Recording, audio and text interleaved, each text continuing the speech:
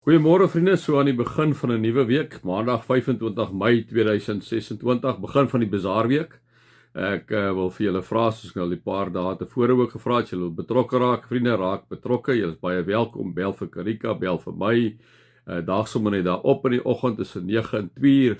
Hulle almal is daar by die kerkkantoor. As julle graag wit olifante skenk wat daar in julle garage rond staan, kom ek gooi dit af daar by ons, kom laai dit af by ons daar, reël met Karika tyd, wat vir hulle almal sal pas. Karika, hulle gaan deur 'n moeilike tyd op hierdie stadium, vriende, so met hulle pa, baie siek is, so ek neem dit ook maar net in ag in hierdie tyd asseblief.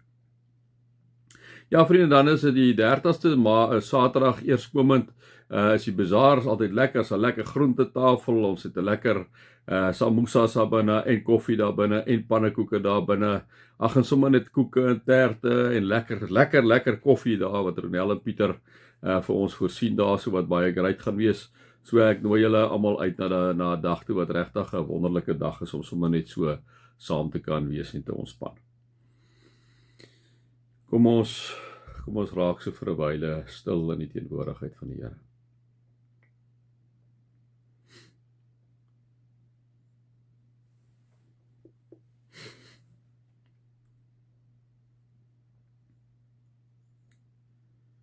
Dankie Here dat ons op U kan vertrou elke oomblik van die dag. Dat ons kan weet, Here, dat ons nie eens ons oë hoef op te slaan nie, maar dat ons kan weet by ons, in ons, om ons, o Heilige Gees is U teenwoordig. En dankie o Vader, o Jesus Christus, o Gees van die lewende God, die enige God, Vader, Seun en Gees, dat U die heeltyd by ons is. Amen.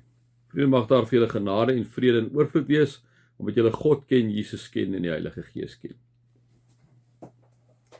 Vriende, ons is in Hebreërs, soos ek sê, ek moet nou maar elke keer vir julle sê, want julle weet nou mos wat gebeur, baie keer is dit so dat mense 'n stukkie mis, en dan skakel jy nou weer in en so aan. Ons sê elke keer vir mekaar, die Hebreërs skrywer weet presies wie die Hebreërs skrywer geskrywe nie. Vriende, ons sê, wie is dit geskryf? Hebreërs, die naam Hebreërs dui daarop dat dit hoofsaaklik Joodse Christene was, wat uit die Judaïsme tot geloof in Jesus gekom het.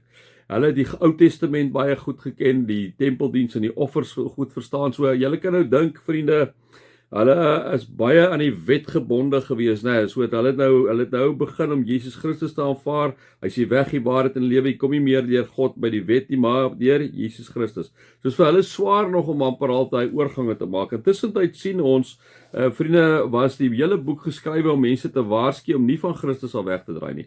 Want dit is baie maklik om terug te gaan na wat jy ken toe, né?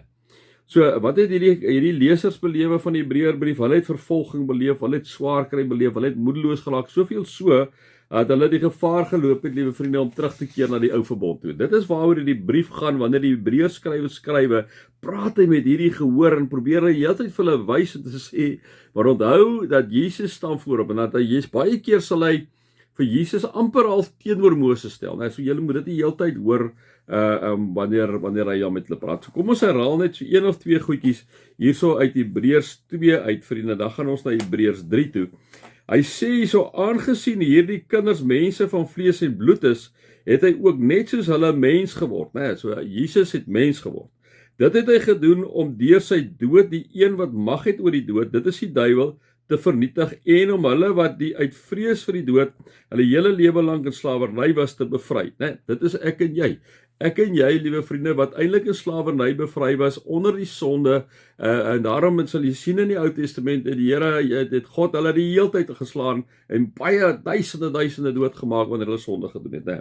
Hy kom sê Hebreërs skrywer, Jesus het ons onder hierdie sonde kom bevry. Hoe het hy dit gedoen? Ons gaan nou weer daarby uitkom wanneer hy sê Jesus het in ons plek kom sterwe vir jou en vir my, né? So, dan gaan hy aan en sê, dit is duidelik dat dit vir hom nie om die engele gegaan het nie, maar om die nageslag van Abraham. Daarom moes hy in elke opsig aan sy broers gelyk word, sodat hy 'n barmhartige en getroue hoëpriester voor God kan wees, om die sondes van die volk te versoen. Omdat hy self versoek is en gelei het, kan hy die help wat versoek word, né?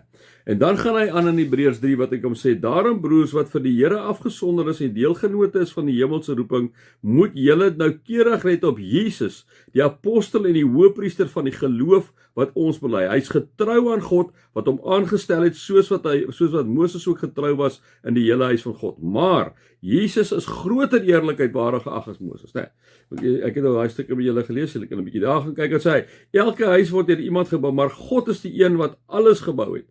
En dan gaan ons al en sê, Christus daarenteen is as seun getrou tot die huis van God, en ons is sy huis, as ons maar net met moed en oortuiging bly vashou in wat ons hoop. So ek sê die heeltyd is dit 'n pleidooi vir hierdie mense in hierdie omstandighede, om te sê, onthou, hulle die wet aangehang, om te sê, hoorie, onthou, Jesus is die een wat eintlik voorop staan. En dan kom hy by vers 7, wanneer hy sê, luister daarom wat die Heilige Gees sê, vandag as julle sy stem hoor, moet julle nie hardkoppig wees nie, soos julle vaders toe hulle in opstand gekom het en my in die woestyn op die proef gestel het, né? So hy kom sê, julle hoor vandag, want onthou nou, hulle wou weer begin terugbeweeg na die wet toe, na die ou verbond toe. Dan sê hy, moenie dit doen nie. Moenie dit nie. Vandag as julle sy stem hoor, moet julle nie hardkoppig wees nie. Dan noem hy nou 'n paar keer hoe die Israeliete hardkoppig was, en bedwaaleer was en so aan. En dan sê hy in vers 12, broers, julle moet toesien dat daar nooit by een van julle 'n verkeerde gesindheid van ongeloof ontstaan en hy van die lewende God afvallig word nie. Dit gaan juist daaroor dat hulle Jesus Christus miskien dan op die backburner kan sit, sê nee wat, dit werk nie vir ons nie, die swaar kry, die vervolging is te veel, ons gaan weer terug na die wet toe, dit is baie makliker om te doen, dan gaan ons nie so swaar kry nie. En nou kom sê hy maar net, julle moet toesien dat daar nooit by een van julle 'n verkeerde gesindheid van ongeloof ontstaan nie. Maar solank daar nog 'n vandag is, moet julle mekaar elke dag aanspoor, sodat niemand van julle deur die misleiding van die sonde verhard word nie. Dat hulle nie vir Jesus Christus aanvaar as die weg, die waarheid en lewe, met hulle weer teruggaan na hulle ou weet toe. Ons behou deel van Christus as ons eindtyd volhard in die vertroue waarmee ons begin het. En dan sluit hy maar net af, vriende. Ons sien dus dat hulle as gevolg van hulle ongeloof nie in die rus gegaan het nie. Dis wat hy praat by die Israeliete in die woestyn, wat nie gehoorsaam gewees het aan God nie, en op die ouene 40 dae in die woestyn gewees het, en nie ingegaan het in die beloofde land in die rus nie. Ek wil sê, ons sien dus dat hulle as gevolg van hulle ongeloof, nou kom doen hy dieselfde met die mense, hier met die Hebreërse se gehoor, om te sê, moenie maak dat julle nie in Jesus glo nie, dit maak dat julle nie in die rus kan ingaan nie, soos wat die Israeliete van ouds, toe hulle in die woestyn was, nie wou luister na God nie, nie wou gehoorsaam wees aan God nie, hulle nie in die beloofde land ingegaan het, maar 40 jaar in die woestyn gewees het. Kom sê hy, moenie dit wees, jy glo eerder in Jesus Christus, kom sê hy, dit is maar die kort en die lang daarvan. Mag julle God se liefde ervaar, sy genade ervaar en sy teenwoordigheid ervaar. Amen.